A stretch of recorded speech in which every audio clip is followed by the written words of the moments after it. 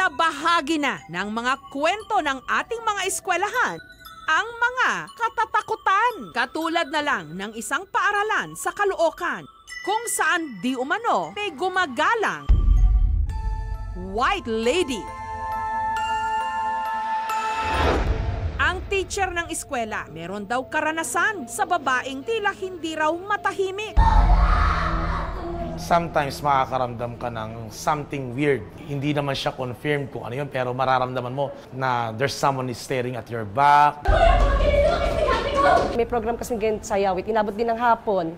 Ang bihisa nila yung sa CR na nakaharap din sa building sa kabila. Pagkabihis ng bata, pagbalik sa akin, umiiyak dahil may nakita daw sila na katabi nila dun sa banyo sa cubicle. Bunga daw ng rape, may nagsasabi naman na nasagasaan o naatrasan ng sasakyan. Si Maymay, graduate ng eskwelahan. Takot na takot nga raw siya noon nung nalaman niyang dito siya i-enroll. Si Maymay kasi, meron daw third eye. Unang taon pa lang daw, nakita na ni Maymay ang kanyang kinatatakutan. Cleaners po ako noon kasi kasalukuyan po yung mga classmate ko po yung nag-PPE. Dalawang babae po yung nakita ko. Tara guys, cleaners tayo, di ba? Tara na. Nakaupo lang po sila that time. Tara na. Noong sumasagot po siya noong time na yon, wala po siyang ibang binibigkas. Tara na. Kinakabahan na po ako. Di ko po alam kung tatakbo po ba ako. Tara na. Pero nung na-realize ko po na tinawag po ako ng mga classmate ko sa likod ko, umatras na lang po ako kasi iba na po yung pakiramdam ko. At hindi raw yon ang huling beses na nakita niya ang mahiwagang babae. Practice po namin yun para sa foundation day. May nakita po akong babae sa may bandang gilid po ng stage namin kung saan malapit yung teacher ko. Nandun lang po siya, nanonood lang po siya sa mga classmate ko na nagpa-practice ng sayaw. Mahaba po yung buhok niya. Hindi ko po ma-imagine kung masaya po ba siya that time, pero ang alam ko po, naiinggit po siya. Sa paglipas ng mga taon, ang White Lady daw mas naging agresibo.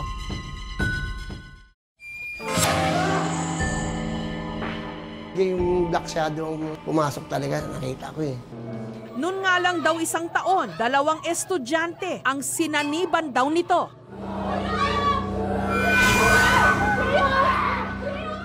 Talagang gusto niya pa sumalib sa iba eh. Langya ka, sabi niya, papatayin talaga kita. Sinasakal niya eh.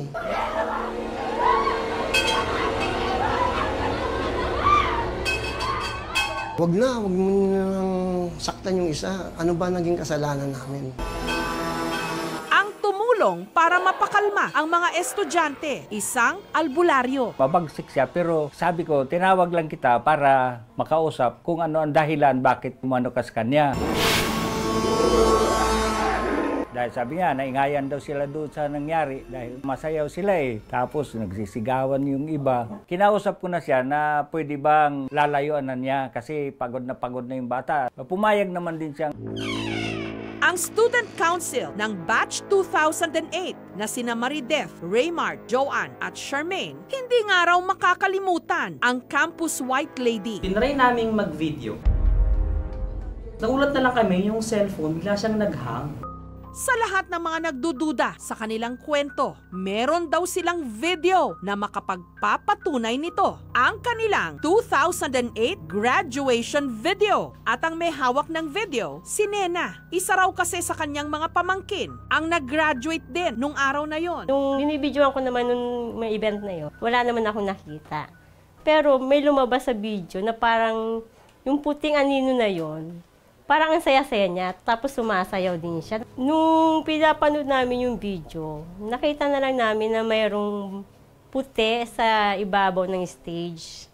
Sabi namin, ano yon? Parang white lady talaga siya, na nandoon sa ibabaw ng stage. Titigang maigi ang video. Sa higit 3 minutong video, makikita ang libo-libong mga estudyante na masayang-masayang umaawit ng kanilang graduation song. Maya-maya lang, sa itaas ng kanilang gym, makikita ang mistulang babaeng nakaputi. parang nagmamasid at hindi natitinag. Ito raw ang sinasabi nilang campus white lady. Pagtuntong ng time code na 3 minutes and 25 seconds, muli itong nahagip ng kamera.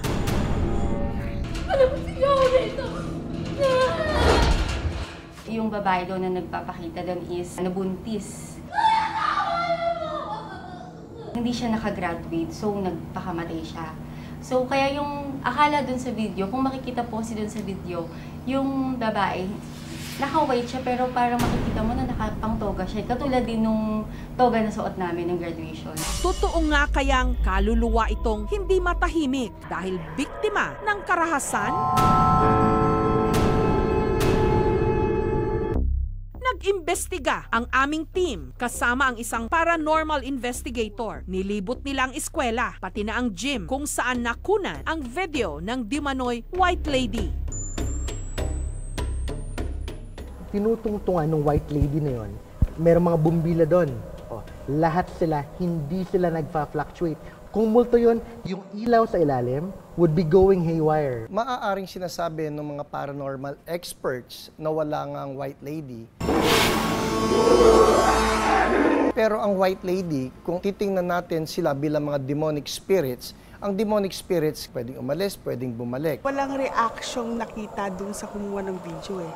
Kung yun talaga multo yun, malamang sa malamang mahuhulog ng bata kung sino man kumukuha ng video. Nung check namin yung mismong video, masyadong malaki yung white lady eh. Kung bababa yun, para magiging higante siya. So, kaya natin nasabi na hindi siya paranormal. This school is ghost-free. Walang multo dito, walang maligno.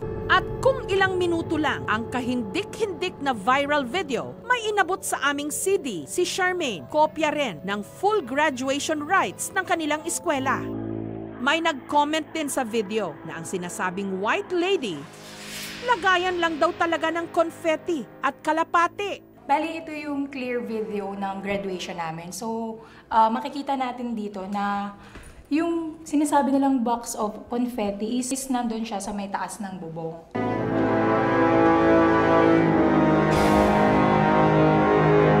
Makikita naman po natin dito sa nag-viral po na video.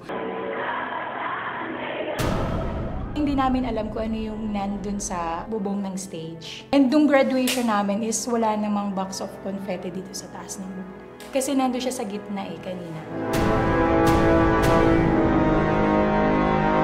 Sa taas po talaga, wala kaming naalalang may naghila nun para sabi, may nabasa pa kami na highlight daw yun ng graduation. Wala po talaga. Tapos may kalapati pa daw, wala talaga. Noong panahon na yun, wala akong napansin sa event na yun ng kulungan ng kalapate. Parang white lady po kasi wala naman po talaga kami dyan nailagay sa lugar na yan. May buhok po siya at saka para po siyang nakayuko na nakaharap dito sa mga gumagraduate. In-increase ko yung brightness, tinignan ko yung noise levels, yung detail niya.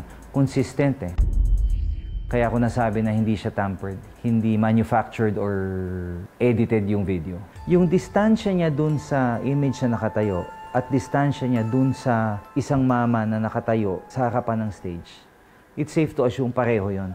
Pero makikita mo, there is a big size difference. Masyadong malaki para maging tao yung image na nandun sa ibabaw ng stage. Pwede siya maging tao pero napakalaking tao. Kung sinasabi nila na isa siya sa mga estudyante o multo ng isang estudyante na babae, hindi siya ganun dapat kalaki. Posible pa nga kayang malaman at kung tama ba ang mga kwento-kwento na biktima siya ng karahasan. Chinek ng aming team ang records ng PNP. Wala kaming record na pinatay o nirate dito sa Macario Asistio High School. At isa pa, nasunog ang Caloocan City Police noong November 2017. Kaya wala kaming maibigay na record. Base sa nasasakupan ng Barangay 14, wala akong na-encounter na may na-rape na babae dito sa Macario Main High School. Magmula noong 1980 hanggang sa kasalukuyan. Dahil ako yung isa sa mga gumawa ng confetti na yun at kami yung isa ako sa mga naglagay ng confetti. Kaya kung titignan ko yun dati, confetti lang yun kasi telang puti ang pinambalot namin. Sir, may papakita ka ng video. Ba't parang dalawa yung lumalabas?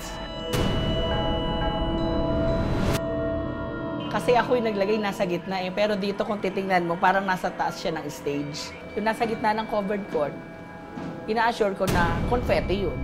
Pero yung nasa taas ng stage, hindi ko alam kung ano yun. I would suggest, no, para dito sa eskwelahan na ito, importante na kumuha sila ng isang tao na nalalaman ano ang sinasabi ng Biblia tungkol dito, na naniniwala na si Jesus ay pinakamakapangyarihan sa lahat, at i-guide sila step by step kung anong pwedeng gawin dito at ipanalangin ang lahat ng mga tao rito. Kayang-kayang gawin niya ng ating Panginoong Diyos. Today, I speak protection, provision, Panginoon, sa eskwelahan na to. Thank you, Lord. We glorify your name. In Jesus' name, amen. Kami nagpapasalamat kay Pastor na nag-cleanse dito at dinamay niya na rin ang aming mga estudyante at kaguruan na mamutawi ang pagmamahalan sa isa't isa. At naway wala nang agam-agam kung ano man ang imaheng nakita noong graduation noong 2008.